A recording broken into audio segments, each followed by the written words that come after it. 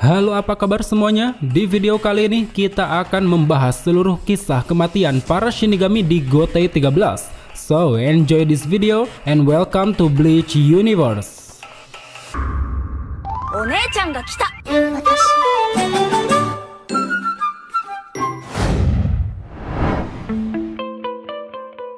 Jika kita lihat berdasarkan sejarah berdirinya Gotei 13, tentu sudah ada banyak sekali para Shinigami yang telah mati. Kematiannya sering terjadi di medan pertempuran, entah itu mati dalam menjalankan tugas ataupun mati dalam mencapai ambisinya sendiri. Dan dari sekian banyaknya para Shinigami yang telah gugur, terdapat beberapa kisah kematian yang cukup memilukan, khususnya yang dialami para kapten di Gotei 13.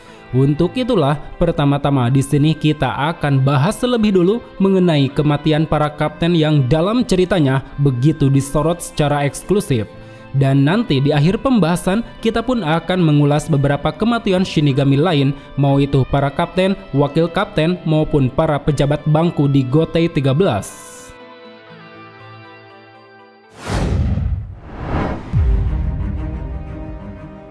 Kaname Tosen. Keadilan yang dibutakan, mungkin itulah kalimat yang tepat untuk menggambarkan sisi lain dari Kaname Tosen. Dia adalah seorang tunanetra yang sangat mendambakan keadilan, mau itu yang buta, yang miskin atau yang kaya sekalipun, dirinya ingin memperoleh keadilan bagi semua kalangan. Melalui rasa sakit, kecewa dan kebenciannya pada sistem dunia di mana mereka menutup mata atas kehilangan sahabatnya, Tosen pun berambisi untuk mengubah dunia ini bersama Aizen. Tak peduli harus menempuh jalan kejahatan, baginya untuk memperoleh keadilan absolut diperlukan sedikit pertumpahan darah.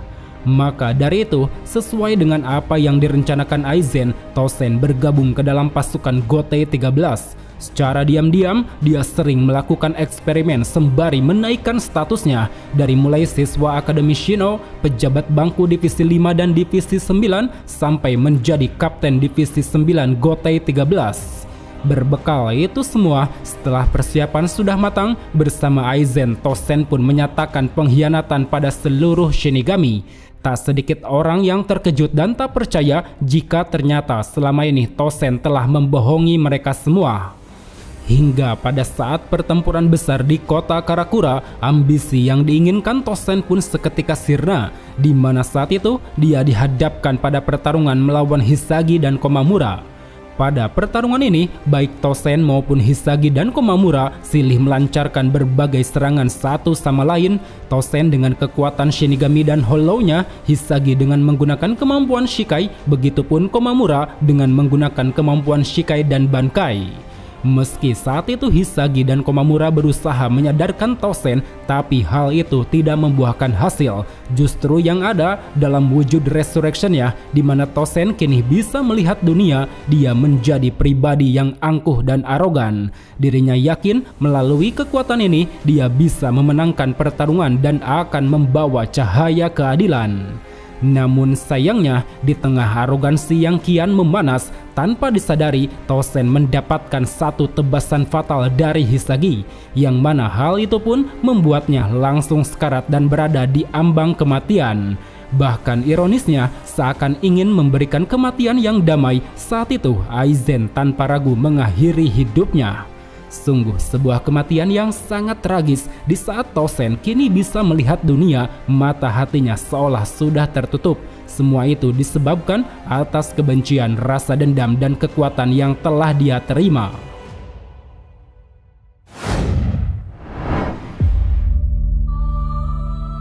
Gin Ichimaru. Kita tahu semasa hidupnya Gin hanya memiliki satu ambisi, yaitu membunuh Aizen, orang yang telah menyakiti Matsumoto, sosok yang sangat dia cintai. Oleh karena itu, di usia remaja, Gin memutuskan untuk menjadi Shinigami. Melalui sikapnya yang keji, tak berperasaan layaknya ular berbisa, dia pun berhasil mendekati Aizen dan menjadi pengikutnya. Sama seperti Tosen, karirnya di Gotei 13 terbilang mulus. Dari mulai menjabat sebagai bangku ketiga Divisi 5, wakil kapten Divisi 5, sampai menjabat sebagai kapten di Divisi 3. Satu hal yang membedakan Gin dengan Tosen yaitu dia tak hanya menutup diri pada semua Shinigami, melainkan juga pada Aizen dan Tosen. Karena itulah, di setiap aksinya, Gin akan selalu menuruti apapun yang diperintahkan Aizen, tak peduli walau harus mengorbankan orang-orang tak bersalah, meninggalkan Matsumoto, ataupun dicap sebagai kriminal. Selama dirinya masih bisa dipercaya Aizen, Gin akan selalu menunggu waktu yang tepat untuk menusuknya dari belakang. Hingga setelah deklarasi pengkhianatan pada Soul Society, momen yang dinantikan Gin pun akhirnya tiba. Pada peristiwa pertempuran di kota Karakura, selepas melewati pertarungan melawan Ichigo dan Matsumoto, Gin mendapat satu kesempatan untuk membunuh Aizen. Dengan cara menyentuh Zanpakuto Kyoka Suigetsu, Gin yang saat itu berhasil menghilangkan efek hipnotis secara tak terduga langsung melancarkan sebuah serangan bankai, yang mana serangan ini lantas membuat tubuh Aizen pun seketika melepuh dan hancur. Akan tetapi, sialnya Aizen tidak mati di sana. Akibat tubuhnya telah menyatu dengan Hogyoku, dia nyatanya masih mampu berevolusi. Tanpa ada rasa ampun, saat itu Aizen pun lalu menebas dan menusuk Gin sampai mati.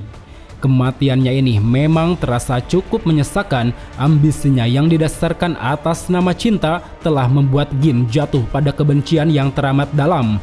Bahkan di akhir hayatnya, selain tak bisa membunuh Aizen, dia juga tak bisa mengutarakan rasa cintanya pada Matsumoto.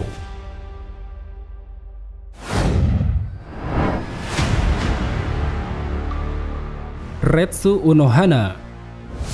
Di balik sosoknya yang terkesan keibuan, ternyata Unohana menyimpan kesangaran dan kengeriannya dalam bertarung. Dia dulunya adalah kapten divisi 11 generasi pertama sekaligus menyandang gelar Kenpachi pertama. Awalnya Unohana sangat mencintai pertarungan, dia bahkan sampai mencari lawan seimbang ke berbagai daerah di Seiretei. Namun kegemarannya ini seketika menghilang setelah melewati pertarungan bersama Zaraki. Dia seakan merasa berdosa karena telah membelenggu kekuatan Zaraki dan membiarkannya tetap hidup. Bahkan setelahnya, Unohana berpindah posisi menjadi kapten divisi 4. Dia menjadi pribadi yang lembut, jarang bertarung, dan selalu ditempatkan di garda belakang sebagai divisi yang menangani pengobatan. Hingga sampailah pada saat pertempuran melawan Quincy, di mana ini adalah salah satu pertempuran yang sulit dimenangkan Gotei 13. Demi memperkuat armada tempur, sebagai orang yang dulunya menyandang gelar Kenpachi, saat itu Unohana harus melatih Zaraki, yang mana pelatihan ini tidak dilakukan dengan cara biasa, melainkan dengan cara bertarung sampai mati. Seolah ingin menebus dosa besarnya di masa lalu, dalam pertarungannya Unohana mengerahkan seluruh potensi bertarung. Dia berulang kali membuat Zaraki berada di ambang kematian dan selalu menyembuhkannya kembali melalui teknik Kaido. Semua itu Unohana lakukan semata-mata agar Zaraki tidak membelenggu kekuatannya lagi. Karena salah satu penyebab kenapa Zaraki tidak bisa mengeluarkan potensi penuh adalah karena tak ada satupun orang yang sanggup mengimbanginya. Untuk itulah, demi memuaskan hasrat bertarung, dibutuhkan orang kuat yang bisa membuat Zaraki berada di ambang kematian. Karena setiap kali Zaraki berada pada kondisi tersebut, dia akan dapat mengeluarkan kekuatan penuh. Terbukti, selepas Unohana melancarkan kemampuan Bankai, seolah mencerminkan arti sebenarnya dari pertarungan, dengan ganas Zaraki berhasil melancarkan tusukan mematikan ke dada Unohana. Dan dengan demikian, dosa yang selama ini Unohana pikul akhirnya terlepas. Bersama kematiannya, secara resmi dia pun kini telah melahirkan seorang Kenpachi baru. Sesuai dengan tradisinya, ketika dua orang kuat bertemu dan saling beradu pedang, maka hanya ada dua pilihan antara membunuh atau membangkitkan orang kuat lainnya.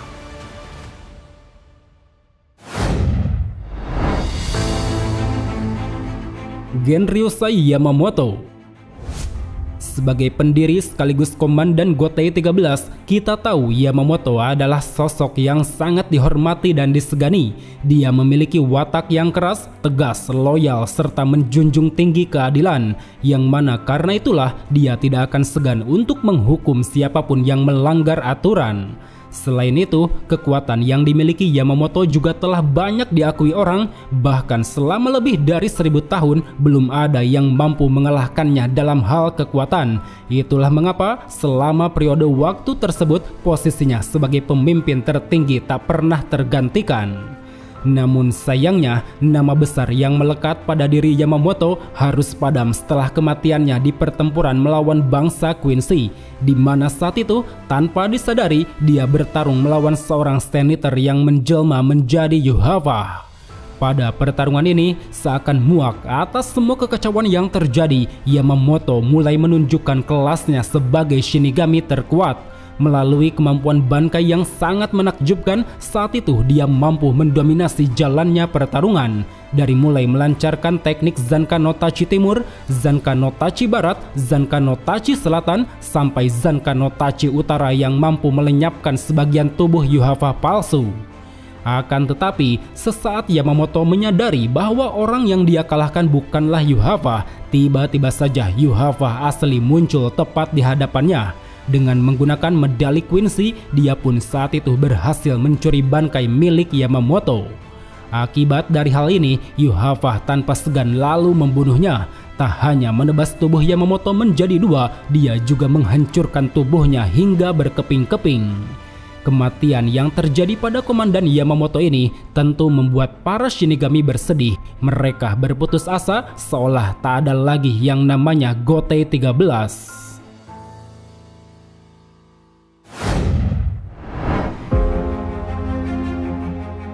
Jushiro Ukitake. Dalam peranannya sebagai Kapten Divisi 13, Ukitake tampak terlihat tidak begitu aktif. Dia sering sakit-sakitan yang membuatnya jarang menghadiri rapat ataupun menjalankan berbagai misi.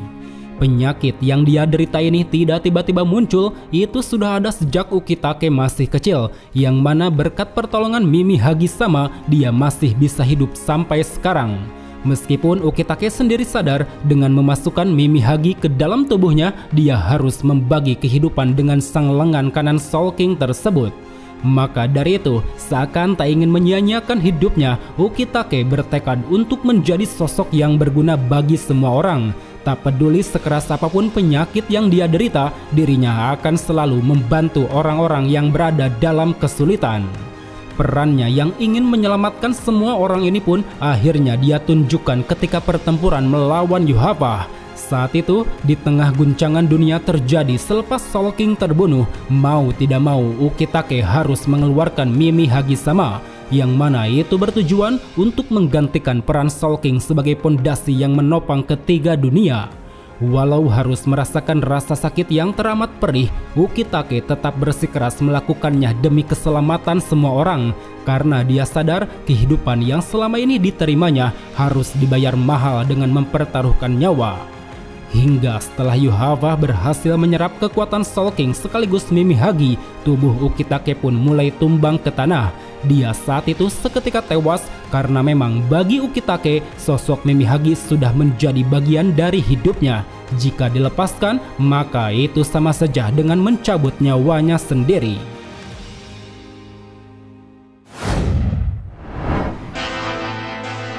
Well teman-teman, itulah kisah kematian 5 kapten yang telah meninggalkan legasinya, yang mana kematiannya begitu disorot secara jelas demi kepentingan jalan cerita.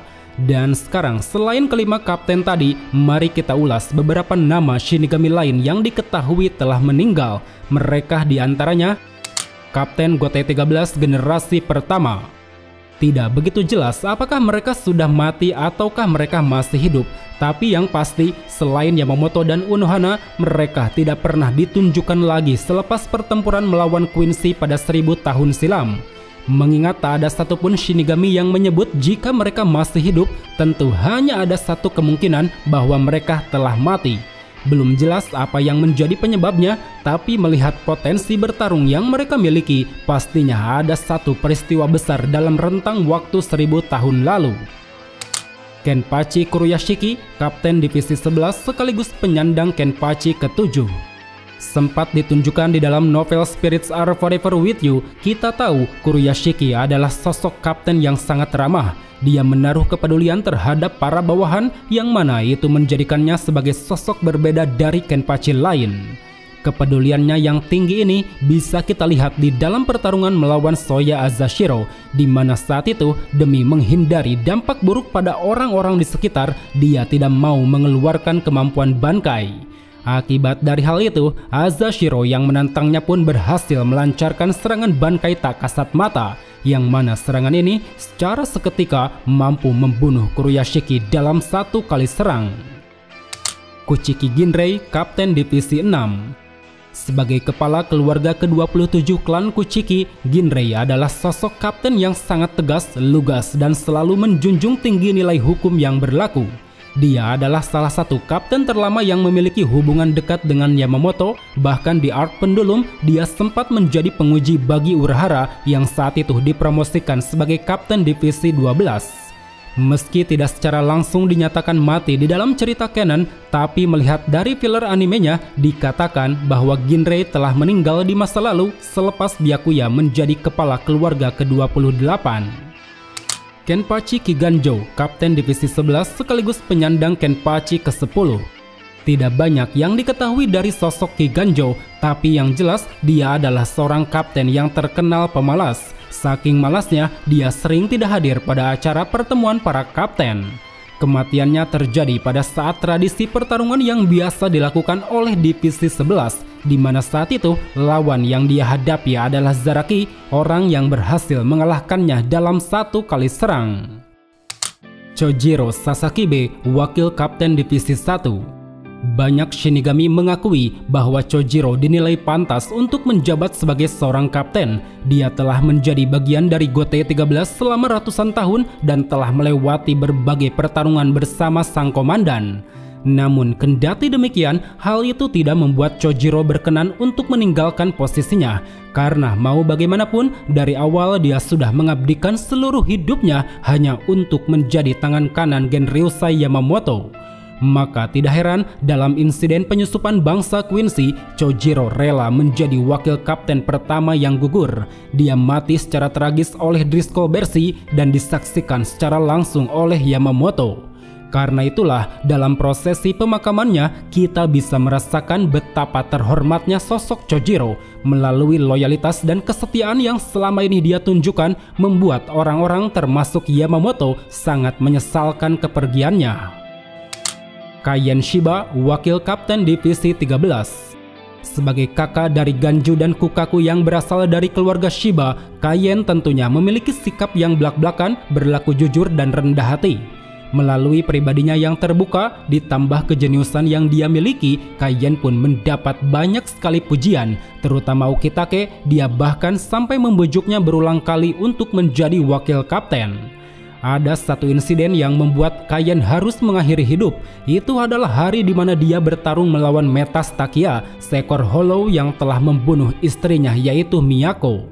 Pada pertarungan ini, nasib sial harus dialami Kaien. Selain tubuhnya berhasil dikendalikan Metas Takia, dia harus mati di tangan Rukia, yang mana itu dilakukan berdasarkan keinginan Kaien sendiri agar bisa menyelamatkan Rukia sekaligus membunuh hollow yang merasuki tubuhnya. Kuchiki Sojun, Wakil Kapten Divisi 6.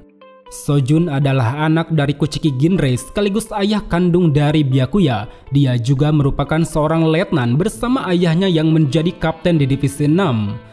Memiliki sifat yang berbeda dari ayah dan anaknya, Sojun dikenal sebagai pribadi ramah dan tidak cukup memiliki bakat untuk bertempur.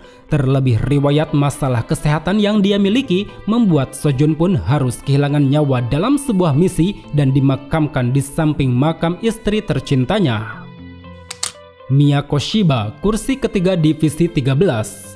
Sebagaimana tadi dijelaskan, Miyako, istri dari Kaien, telah mati dibunuh oleh Metas Takia.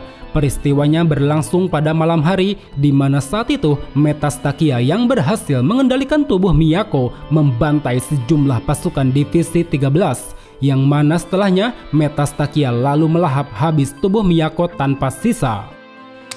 Heizo Kasaki, Shinobu Eishima, Izaemon Todo, kursi ketiga, kursi keempat, dan kursi keenam Divisi 9. Kematiannya terjadi pada suatu misi yang dijalankan bersama Kapten Kensei pada 110 tahun lalu. Mereka yang saat itu ditugaskan untuk menyelidiki hilangnya penduduk Rokongai di suatu malam ketika menjaga tempat perkemahan, mereka bertiga dibantai oleh Kaname Tosen. Hidetomo Kajomaru, kursi ke-6 Divisi 13. Pertama kali muncul pada saat invasi pertama yang dilakukan bangsa Quincy, Kajomaru sempat menjadi orang yang menjelaskan pada Shinigami baru mengenai sejarah antara Quincy dan Shinigami. Namun setelah pertempuran dimulai, sialnya Kajomaru dihadapkan pada Yugram Asphalt. Meski sempat menggertak, tapi pada akhirnya Kajomaru harus mati hanya dengan satu kali tebasan. Riku Togakushi, Taketsuna Gori, Asuka Katakura, kursi ketiga, kursi kelima, dan kursi ke-6 Divisi 3. Nasib sial juga terjadi pada ketiga pejabat kursi ini. Di awal pertempuran melawan Quincy, mereka yang baru saja mengeluarkan kemampuan Shikai berhasil dibinasakan oleh Busby hanya dengan satu kali serang. Kakyo. Dulunya dia adalah seorang rakyat jelata yang berteman baik dengan Kaname Tosen. Kehidupannya mulai berubah ketika Kakyo yang berambisi untuk menjadi Shinigami menerima tawaran menikah dengan seorang pria dari kalangan bangsawan. Namun apa yang telah dia terima ini malah berujung maut. Hanya gara-gara pertikaian kecil dia sampai dibunuh oleh suaminya sendiri, yang mana suaminya tersebut bernama Tokinada, seorang penjahat keji yang memang suka akan kekacauan. Hotaru Kanizawa. Dia adalah teman sekelas Shuhei Hisagi, senior daripada Renji Hinamori dan Izuru Kira. Kematiannya terjadi pada saat memimpin kelompok siswa akademi dalam misi pelatihan, di mana saat itu Kanizawa harus mati oleh seekor hollow yang dilepaskan Aizen. Ibu Nanao Ise. Tidak diketahui siapa namanya, tapi yang jelas dia adalah istri dari kakak Shunsui Kyoraku sekaligus ibu dari Nanao Ise. Kematiannya tidak terjadi di dalam pertempuran, dia dijatuhi hukuman mati oleh Sentral 46. Hal itu dikarenakan ibu Nanao dituduh menghilangkan pusaka berharga milik keluarga Ise, yang mana kita tahu pusaka tersebut adalah pedang suci bernama Shinken Hakyoken. Sangat disayangkan karena yang sebenarnya terjadi, ibu Nanao tidak menghilangkan pusaka tersebut, melainkan dia menyembunyikannya pada Shunsui Kyoraku. Hal itu bertujuan untuk melindungi anaknya dari kutukan yang dipercaya akan menyebabkan kematian bagi siapapun anggota keluarga Ise yang menyimpan pusaka tersebut. Tokinada Tsunayashiro. Meski dia bukanlah bagian dari Gotei 13, tapi di dalam novel Can Fear Your Own Word, Tokinada adalah seorang Shinigami yang sangat mahir dalam menggunakan Zanpakuto. Kematiannya pun terbilang sangat ironis. Setelah melewati pertarungan besar melawan seluruh ras terkuat, Tokinada harus mati di tangan seorang rakyat jelata, yang mana orang tersebut merupakan anak dari pembunuh bayaran yang pernah Tokinada bunuh. Well teman-teman, mungkin cukup sampai di sini saja untuk pembahasan di video kali ini.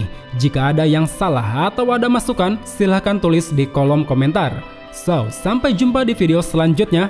Salam Bleach Lovers.